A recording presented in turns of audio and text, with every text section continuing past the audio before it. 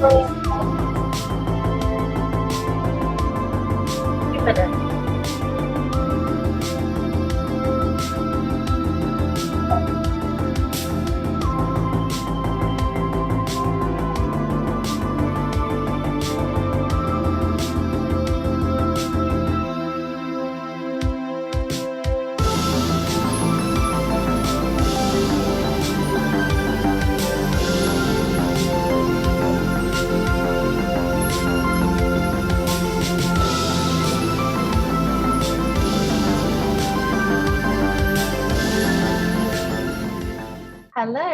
and welcome to Confetti Industry Week.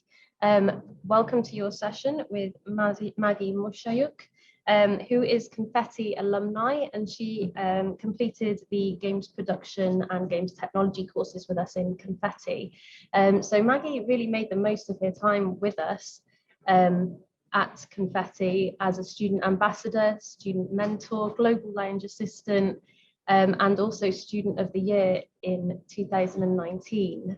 Maggie has finished her degree and now begun working as a first role in the Supermassive Games studio as a cinematic designer. And then in 2021, Maggie became a level designer for Media Molecule, which is responsible for games like Little Big Planet and also Dreams as well. So thank you for joining us, Maggie.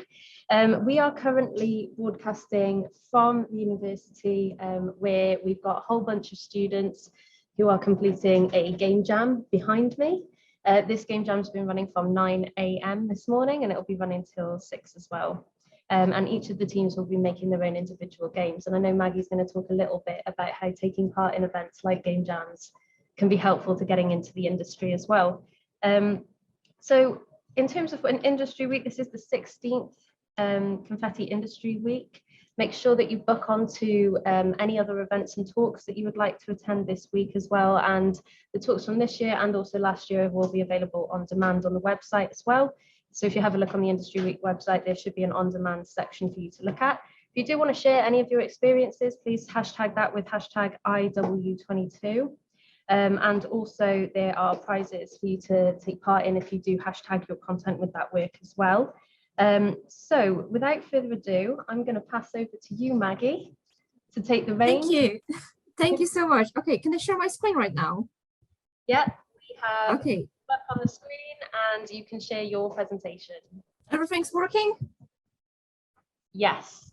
Okay, great. Thank you so much for inviting me and welcome to my talk. I'm Maggie, as you may know already from the, from lovely Amelia, as she, told you guys, who talk you're going to see now. I'm a level designer of Media Molecule.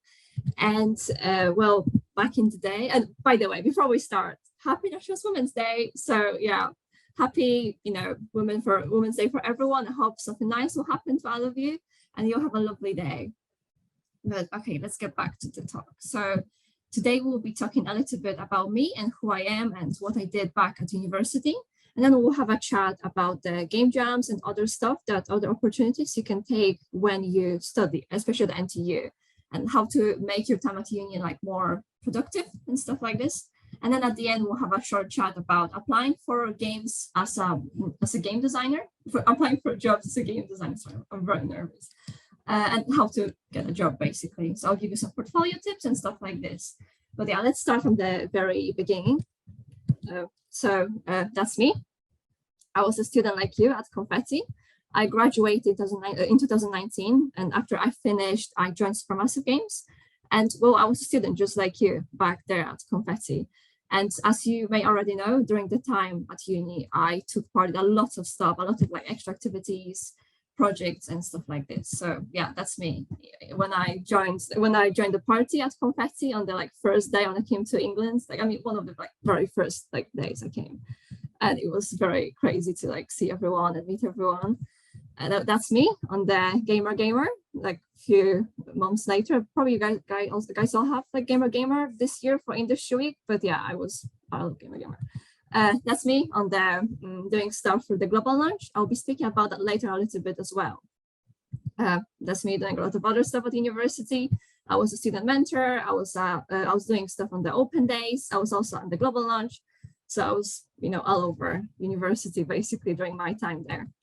And then in 2019, I graduated and I joined Supermassive Games as a cinematic designer. And then in 2021, in November, I joined Media Molecule as a level designer. And prior to that time when I joined, I was a part of Dreams community as well. Dreams, the game made by Media Molecule. That's me at the company parties at Supermassive Games. And currently I'm at of course, and I work on a lovely game named Tren. And this is a game that I made with my buddy on PS4 Dreams during lockdown. I wanted to show it to you guys.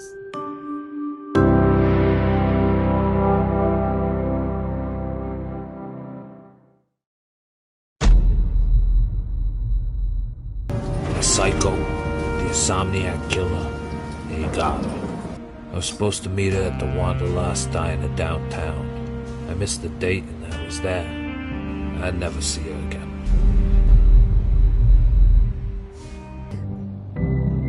Oh God, it's all coming down. The walls are shifting, the floor is dropping out. I can't take it. They got me on this treatment and it's messing with my head. But I saw Dawn. It was so real. Well, yes and no. More a memory of Dawn.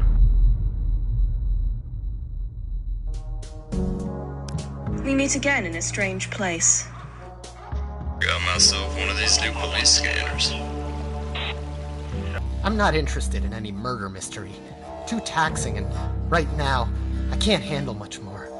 Have you never done something you said you wouldn't?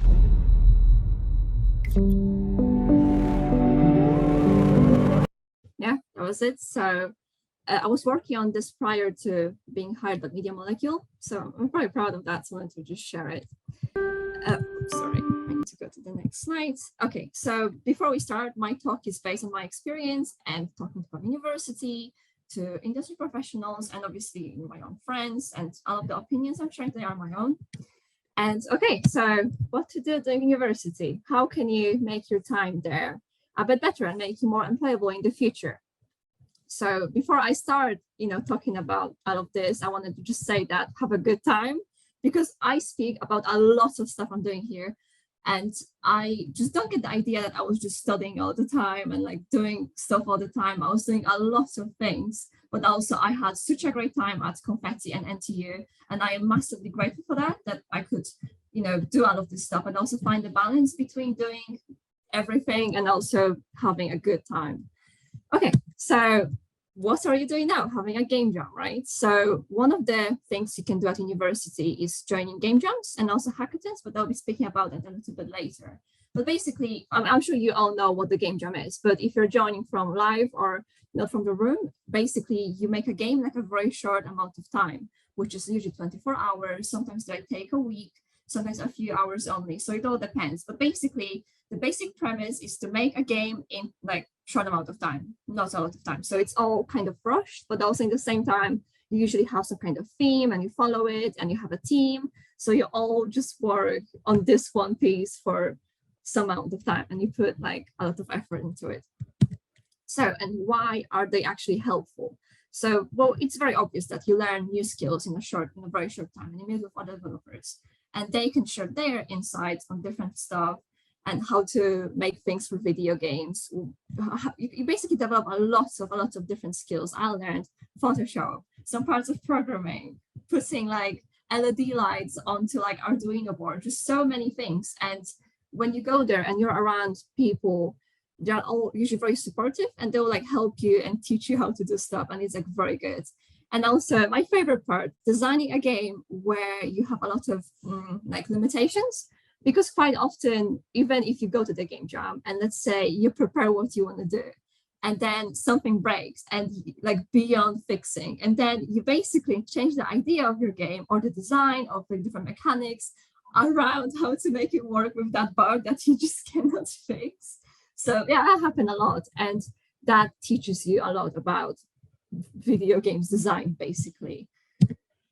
So yeah, during my time at uni, I scored first place on past 3 years, when I was at uni. The last one was in 2000, before the, we know what happened, 2019.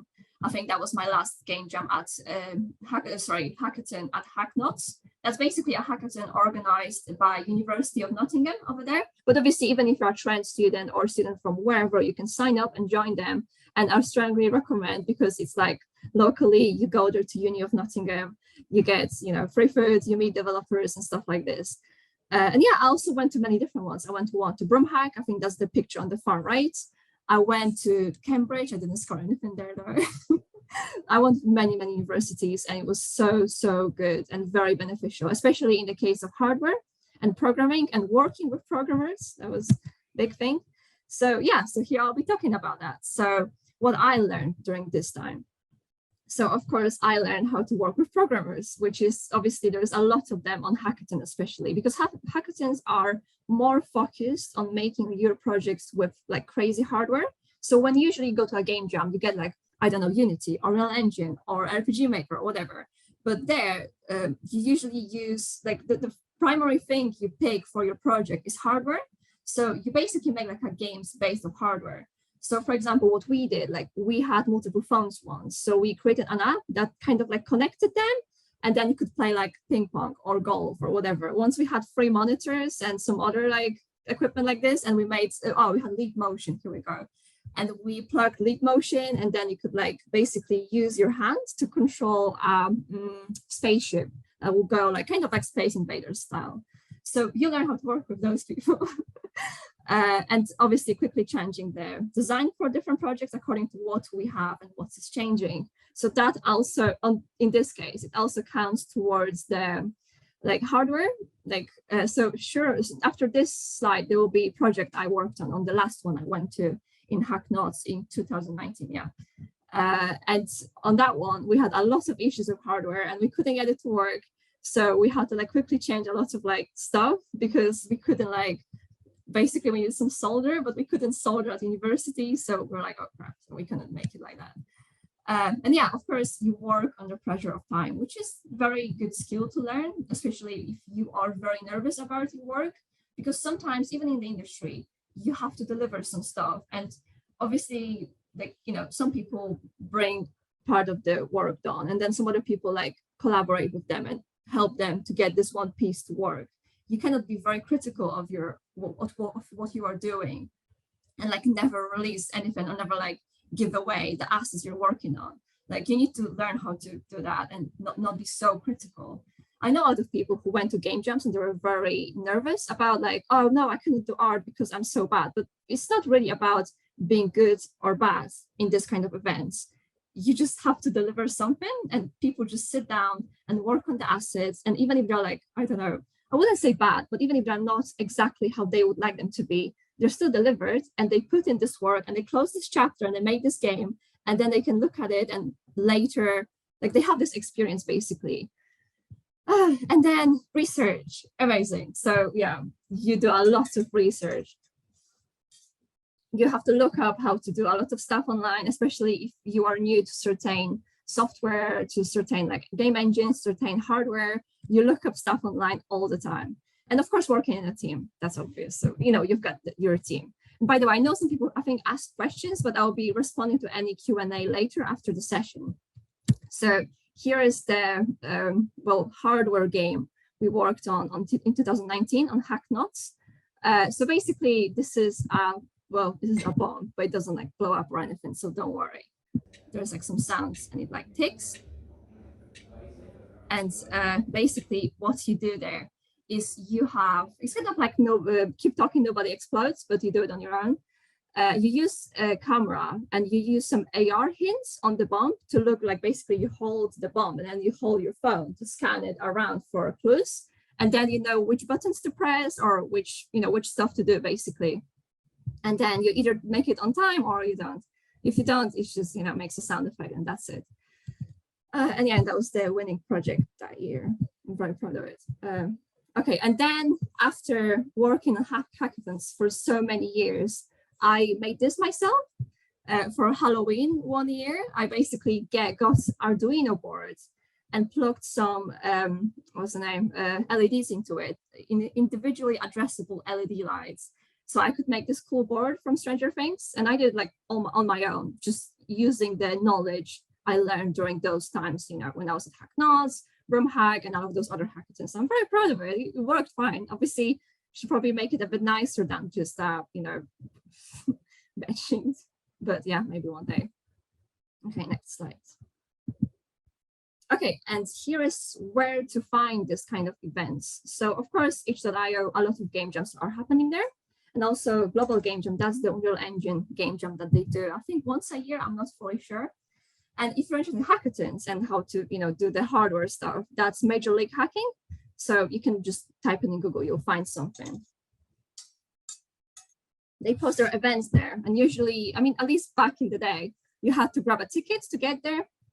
So they release them in waves. So you want to, like, you know, look up what are the next ones and then hunt for the tickets, basically. And then obviously university-led game jams, which are, you know, what some of you are doing right now. So good luck with that. But yeah, usually universities organize those as well. So you can look up different unis as well if you have friends at different places. Okay, and now we'll chat about the university-led projects that are not fully connected with video games and like making games. However, they're still very, very useful. At least they helped me back in the day. So first of them is Scratch for Nottingham. So this is a scheme made by NTU that basically pairs people who obviously you have to sign up, and then you get paired with some other folks from, you know, who also sign up from across whole NTU. So you may get, like, for example, I was working with one nice guy who was doing the furniture design and a graphic designer. And together we built something very cool I will show in a second.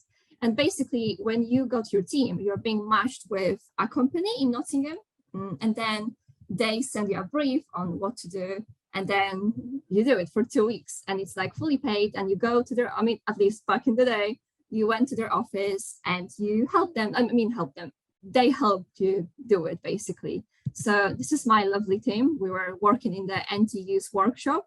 I have all of my fingers, by the way, I didn't lose any because there was a lot of woodwork. And I have to do sanding and spraying and, oh God, everything. Like, also you learn all of those skills. But basically, you're probably wondering what we did. So we made this cool gaming machine. So obviously it doesn't have that much with what I do on a daily basis. However, still, I just met with two strangers, got some budget, and then we made this. And it's absolutely amazing. And it totally helped me to kind of, like, I don't know, believe in myself. That's like, if there is a brief and you've got some people who know some information about some stuff, you can all get together and make something like very cool together. So obviously my job was to like set it up, you know, wire all of the wires where they should go. And obviously also we helped each other like with painting. It all worked on the Raspberry Pi, I think. And yeah, and had main games. So those, you know, all like Street Fighter games that you could see on the machines back in the day in, like, you know, arcades or something. And now we'll talk about Spur project. So Spur is, I also took part in this, and it's also an NTU specific thing. So basically that's scholarship projects for undergraduate researchers. So basically for this, you apply and you're also being paired with some other folks from NTU. Depends on the like course you have. And then you all get to work on certain brief together. But this is more like academic thing. So you very rarely will be doing so. I mean, obviously depends, of course, because a lot of people did like, I don't know, architecture visualization, and then they wrote a paper about this. So there was some like technical stuff to do, but mostly you write a paper. It's kind of like a mini dissertation, I would say, but don't feel like, oh, it's too much or whatever. It's like very cool because you're being paired with people who know what they're doing. Like they'll teach you basically how you should write this paper. And it's like very good like learning for, especially if you are going to write your dissertation the year after, which I did. And that really helped me to understand like how actually it's not that hard to write a paper like this. And then later, at least back in the day when I was doing this, some of the papers got published. So you could actually get your paper published, which was a very, very cool. Obviously ours didn't, but it was very, very cool thing. This was our project. So basically we did state-of-the-art in VR in design for performance, which was basically about performances and how they use like VR or AR and stuff like that to enrich the experience. So for that, I worked on the tech behind that. So basically AR technology. And that was so much fun, honestly. So like I learned all of this during my, this whole project. I did that summer before the final year. So then I knew what I want to do for my final year. So I did AR stuff. So I'm very, very proud of that time.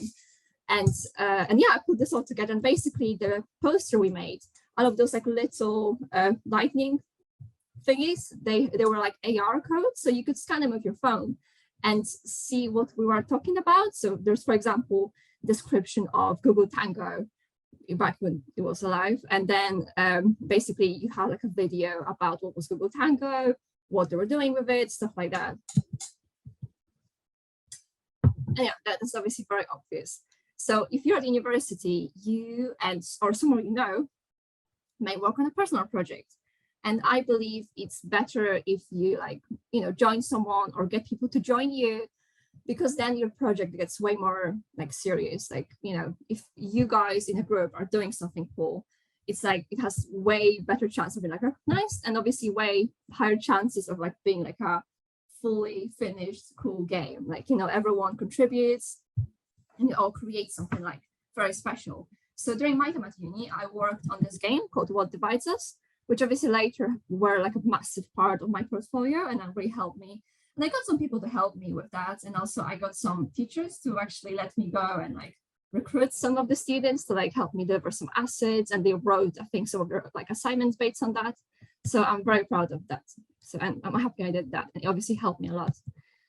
And extra activities. So obviously I work as a mentor, ambassador, and also at the Global Launch. And obviously you can also present your projects on open days, which I also did, which I was presenting my this AR project on open days at Confetti. And obviously you may ask, like, does it really help you with being employed in video games if you go to open days or whatever, or if you, I don't know, engage at the Global Launch with, like help with events, work there basically?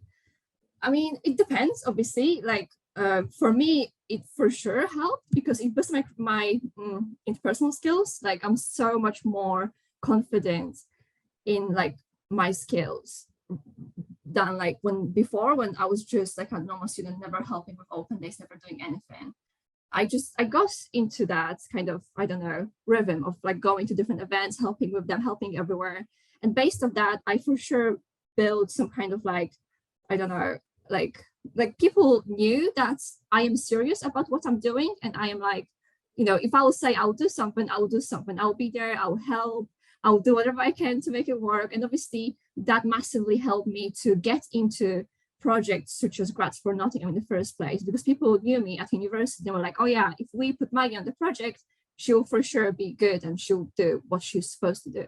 So that was helpful for me. And obviously I also became Person of the Year at the end. And I don't know if I would get that award if I wouldn't engage so much with like university activities and like helping everywhere and doing all of that. Okay, now the tough one. The grades matter at university. So I don't know if your teachers are looking. Probably they do, right? So I mean, do they matter in the case of applying for future jobs? I mean, I don't know, but I know that your portfolio matters for sure. And in the end, what you have in your portfolio is usually made out of what you did for your classes, right? And also, if your portfolio is good, probably the grade you have is good too, because obviously you guys have a lot of writing, but then at the same time, you can put a lot of writing that you have in your portfolio, especially if you're a designer. If you like, I don't know, like later I'm going to have a chat with you about the stuff you may or may not have. Obviously, I did this talk based on the modules that I had at my, during my time at Confetti. So we'll speak about it later. But if you guys wrote, let's say, lab reports, which I had to do, like basically a long document where you describe your game project from like tech perspective, as in I worked on this, I don't know, those textures in that way because I designed this system like this because, and that is massively helpful, not only as a piece for your portfolio, but also when someone on the interview will ask you, what do you think about this in this game? Or what do you think about this specific way of designing levels in this specific project? You have a lot of stuff to say, which is very, very valuable. So I don't know, obviously it's up for you to decide, but for sure I finished with first and I'm very proud of it. And obviously, I don't know, for me it helped at least, so it's up to you. Okay, so let's have a chat about applying for jobs in games design. And let's prepare your CV first. Let's have a chat about that. So first, when we are going to look at it, let's have a look at some of the adverts people post for video games designer jobs. Okay, so bear with me. There's a lot of letters coming, but you don't have to read all of this. So I found this advert recently on one of the websites. And that's basically what it calls for in the job application, in the job advert. So I'm not going to read all of this, but you can have a look. Later, I'm going to boil it down to understandable amount of text for presentation like this. So don't you worry. So this is the first one for a competitive online platformer. I'm not going to say who is it from, of course. Here we have adventure game. And the last one is third-person shooter. So you can see some of them have very similar stuff that they call for. So I copied them all in 3 boxes. So actually I prepared this one for my presentation last year. And I think it was very useful. I had a lot of useful stuff that, hey, Maggie, that was very useful. So here we go. I'm going to save you the stuff I did last year with discussing every of the points because it's going to be very boring. So let's just boil it down to what you have to do and what you have to have in your portfolio. So on the far left, we've got technical knowledge that's necessary for, all of those jobs, or maybe one of them called for it, or all of them, I don't remember. But for example, we've got source control. So that is to basically keep your project in one string. Basically, if everyone commits to one project, you are going to have such a mess. So you are using source control, such as GitHub, SourceTree, Perforce. There's a lot of them, on the market.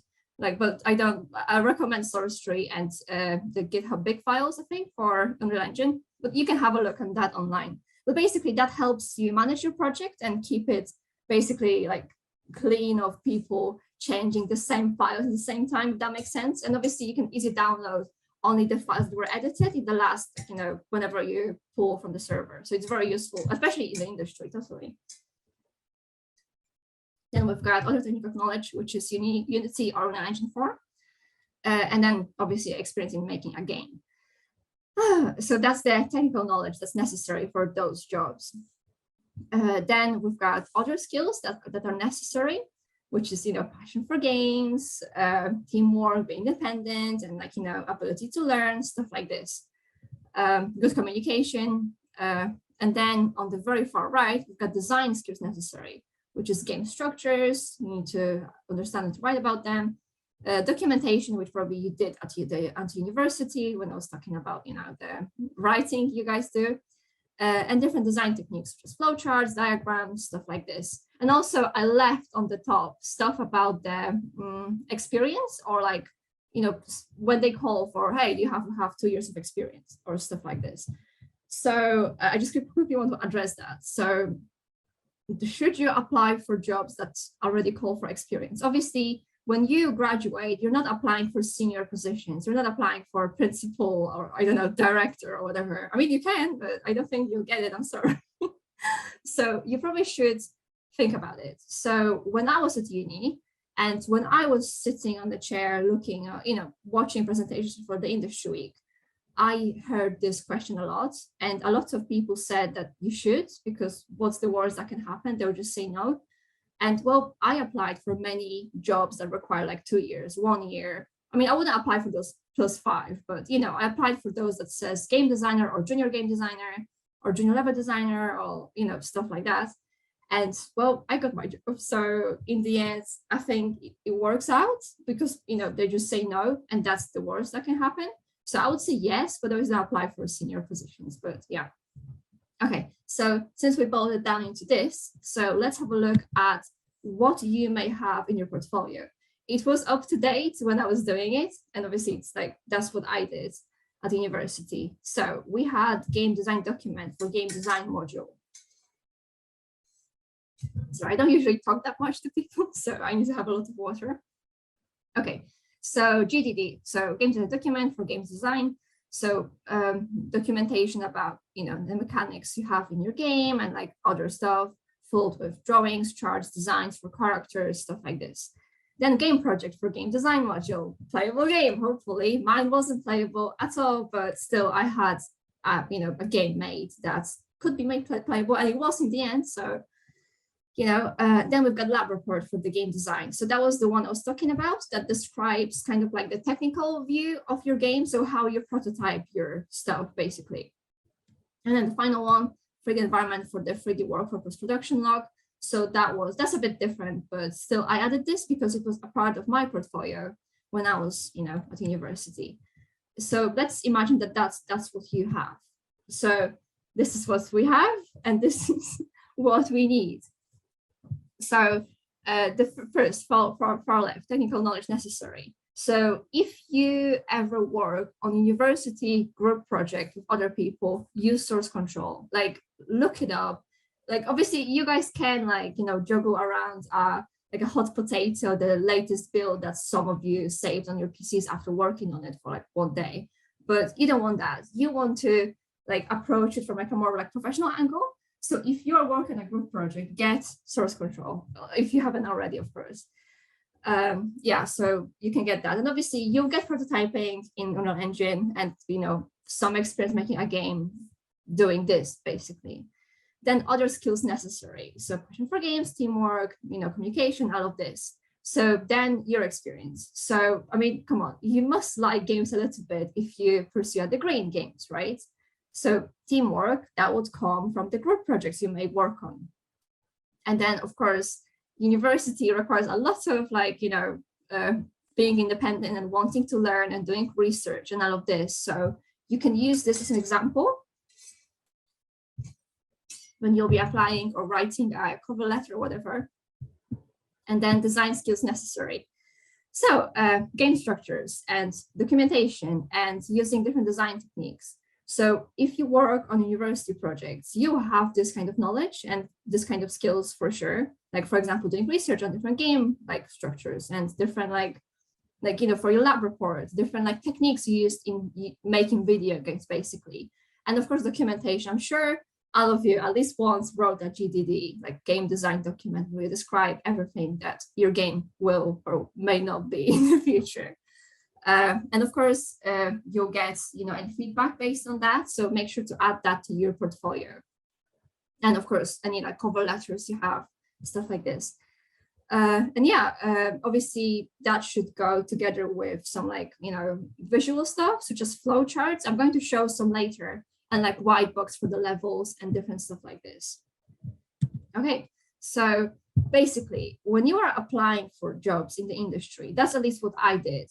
You look up what they want, and then you reply to it in this kind of manner. So when they say, oh, you need to strongly understand, game structures and systems. So then you either say it on the interview or say it in the cover letter, and you say, during university, I worked on many games such as blah, blah, blah. And for this, I worked for lab report that described all of the systems that I use within the game. That is a part of my portfolio. Obviously, don't say blah, blah, blah and stuff like this. I'm just, saying this as, I describe you everything. Obviously, use a professional language, and even better, when you write your cover letter, go to employability at NTU and ask them for advice on how to do proper wording of your cover letter, CV, your portfolio. Probably ask your teachers because they will know the best that the language you should be using for describing stuff like this. But yeah, let's get back to presentation. So you basically have to bring up the parts of your portfolio that respond to those stuff, and the more you can respond to in your cover letter, the better, for sure. Same with that. So obviously, if they require to be multidisciplinary and curious to learn stuff and eager to learn and curious about everything, you can bring up stuff from your 3D workflow. For example, back in the day when I worked on my AR stuff, I could be look guys, I learned this because I had this project on, and I did that in this amount of time because I know how to research, I know how to look up for stuff, and I'm very proud of it, and it worked. Okay. Able to communicate your ideas clearly, concisely, and effectively. You can also show this using your GDD and design documentation. And you can, so basically that shows that you can simply like describe the game mechanic you have in mind, and what you want to design, what you want other people to design for you. And of course you can make it, you should make it a part of your website. I'm going to speak about it later, so don't worry. But yeah, you of course you want this to be on your website, so you can refer to that in your cover letter. So now let's speak about the website. So I started working on my website quite early in the year, and he got me a job, so I'm very proud of it. So basically what you want on your website is you want it to be as readable as possible. And I'm not going to like details on like, oh, people only will look for you on your website for 15 seconds because I don't know anything about that. But you want this to be the most clean stuff like ever. You go in, and the person who's looking for information about your projects should see them first, like, right in their face. Oh, this person worked on this game for that many years, and it was, third in a row or second in a row, and what it was. So you don't want to say, oh, this game was a story-based game about this character named Vivian, and she was doing this and that, and then Magic Castle. Like, you don't want to go into this kind of details. What details do you want to go into is, what is it? Like, the name, who made it? So I made it myself, I made it with a team, I made it as a part of, uni project, I made it on a game jam, whatever. You obviously go into this kind of details, and then what is your contribution to that project? So I was asked to a developer working on this, and I did out the levels, but then, I hired a programmer, or I was on a game jam and I contributed to this by designing this game, or I contributed being a programmer, or whatever. You really want to very clearly say what you did on this. If you have enough space, you can also put the engine you worked on, but that's also going to be in different stuff, in different part of your portfolio, which is your games page. So you should put on some like screenshots to show off what the game is. By the way, this bottom right game is the game from the game jam, the leap motion game with the Space Invaders like, and then the train game.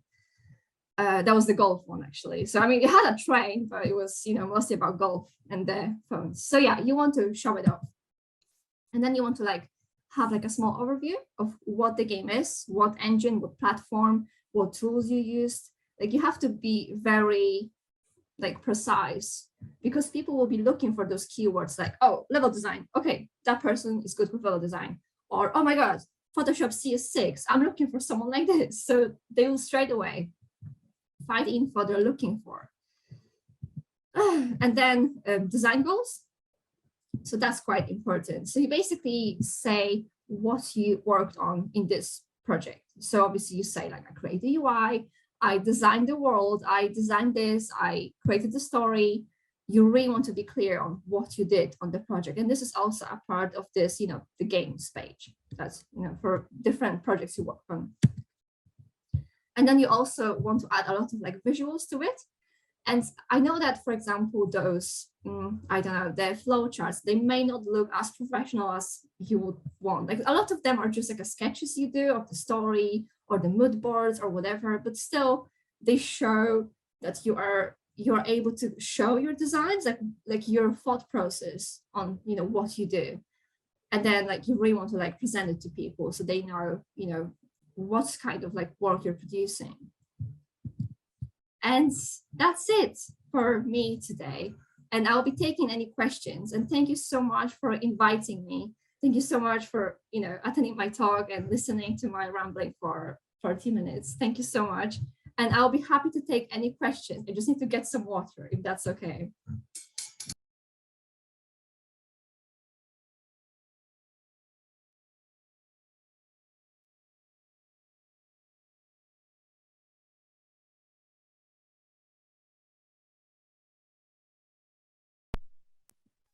Okay, I'm back. Any questions?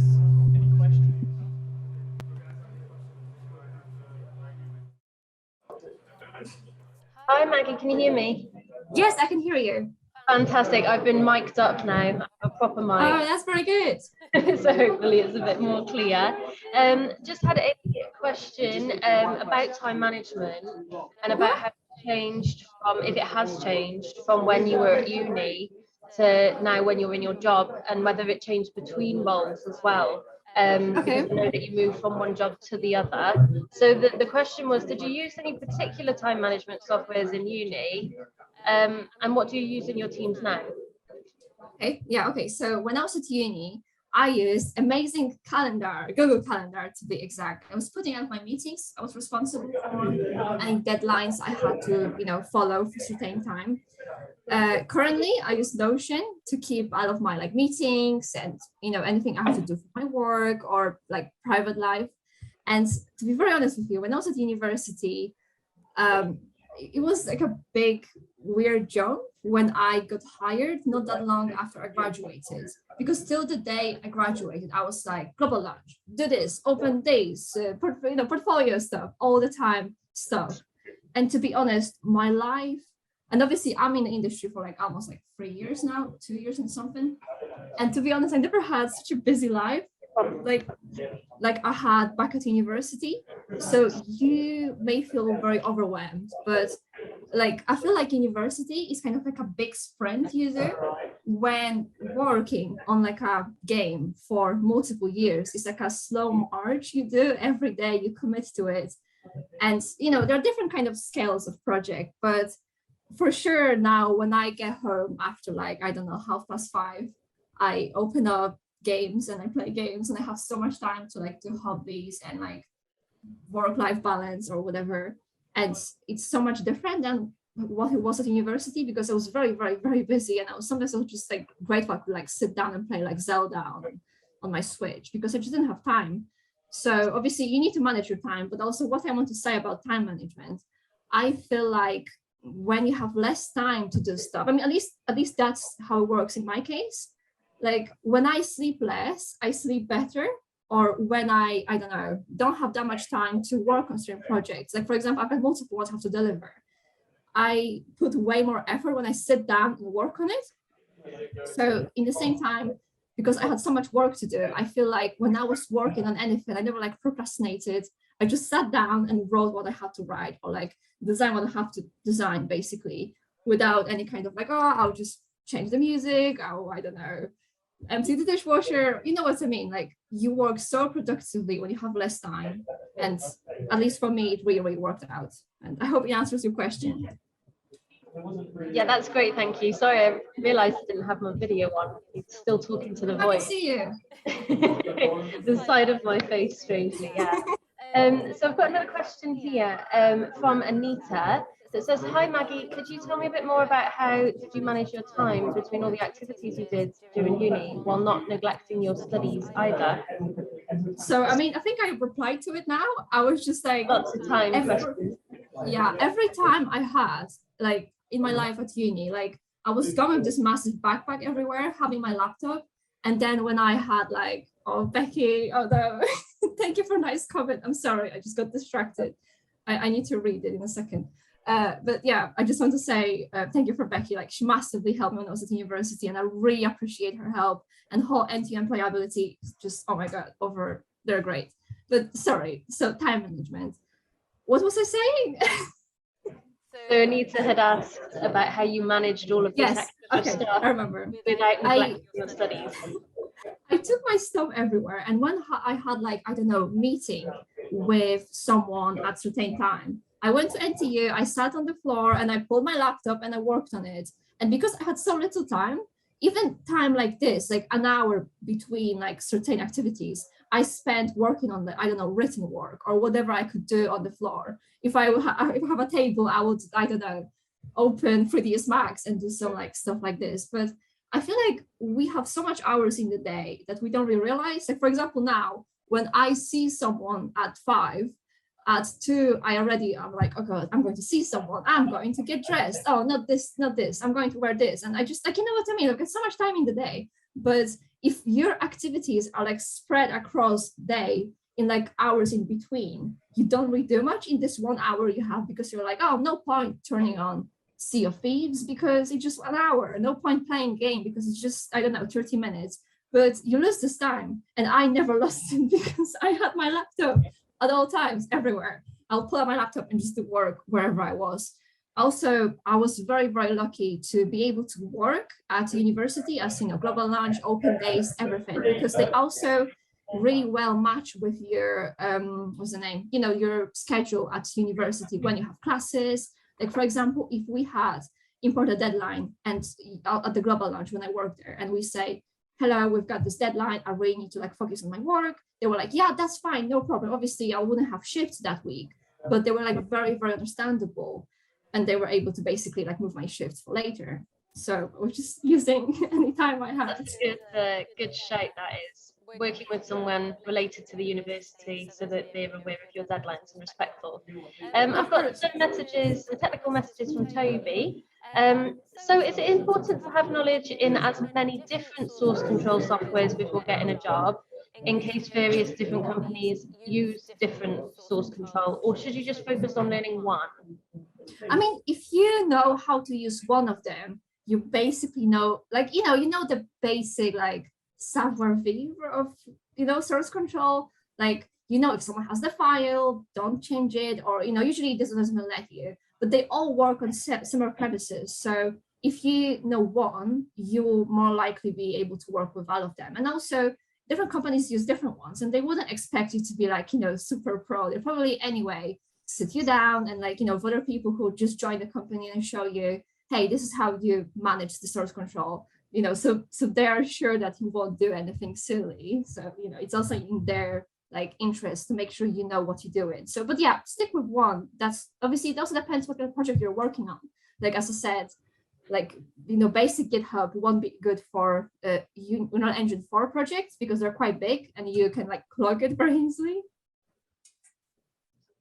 That's great, thank you. Another question about portfolios now. So is it a good idea to include projects that weren't completed in your portfolio or on your website, or is it better not to show failures? I mean, Toby said failures there, but I imagine another word for that would be works in progress, or... No, totally. You should share, obviously, look at your stuff that you have done in past 3 years at uni, and if you have many good projects, maybe don't show the uncompleted one or the one you're less proud for about. So show the ones you have. But if you have amazing project in work in progress, yeah, of course, show it. And if you call your project failures, there's this very cool series of talks at GDC about design failures. You can have a look on YouTube probably. And when people speak about the stuff that they worked on that didn't work out in the end, it's also very interesting. So you should show what you have, especially if you can reflect on it and be oh, I worked on this game. It was a platformer. I did so much work for it, but in the end, I don't know, something happened and we had to change the design. And that's the mistake I made, but I learned from it and I'm proud of it. So that's good to frame it in that way, I think. Yeah, that's fantastic. It shows that you can learn from your experiences and that you're adaptable as well. Yeah, of course. We've got another question here about how you stayed consistent with work in uni and how you kept it up in a work environment. I feel like you've maybe answered that one already about how you manage your time, unless there's anything additional that you'd like to add about staying consistent with work in uni. I mean, I don't know. Obviously, I know that, how to say it, I had a few times at university when I wasn't as consistent as I would like to be. I was sick once, or I had a family problem, but I was also very honest with my teachers about, what's up, in my life. And if I had any reason when I couldn't be as consistent as I was before, I was just honest. University is very nice place and they're very I don't think if respect is a good word, but you know what I mean? They understand basically, and they want what you want. They want to help you. They want you to graduate. They want you to do well. And if you tell them something's happening, I need extension, I'm sure they're more than likely, they'll be happy to help you with this. So even if you cannot stay consistent all the time and you have reasons such as this for it, you can tell them, they'll understand. Thank you, Maggie. Okay, one last question. We've got a message. What is it like being a student mentor? I just applied to be one yesterday. Oh my God, congrats. I really, really hope you'll get it because it's such a cool thing. Like, oh man, I really, really, really enjoyed my time as a student mentor at first, because I don't know if you guys noticed, but English is not my first language. It's my second language. And I was very scared of, going in and talking weird stuff at students, trying to help. But in the end, it was very good. And it was really beneficial because in the same time, when you're trying to like teach someone something, you have to understand it first.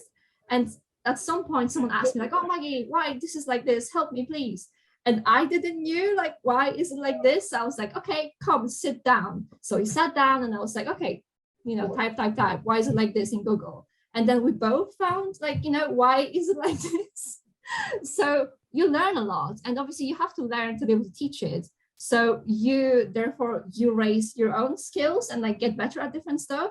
And also you meet so many people and you feel like a little bit responsible for them. And it's just so nice and beneficial when they graduate later and they like tell you like, oh my God, Maggie, you helped me so much with this. I'm so grateful. It's just like, oh my God, thank you. Like I don't know what I'm doing either, but I'm very happy I helped you to like, I don't know, get a job or help with the project or whatever. It's like really beneficial and it like kind of, I don't know, stays with you. Like today when I saw the website for the industry week and I saw people that I saw for the first time in class on their PCs, not knowing how to add a cube to their level. And I was there and now they are making talks at university, at Confetti Industry Week. It's like, oh my God, that's such a great feeling, honestly. So I hope you have the same kind of experience and you'll like it and you'll help some people. And, later in the future, you'll look back and see your buddies in the industry. That's brilliant. Thank you so much, Maggie. And thank you for sharing your experiences, both here and your professional experiences as well. Yeah, you're welcome.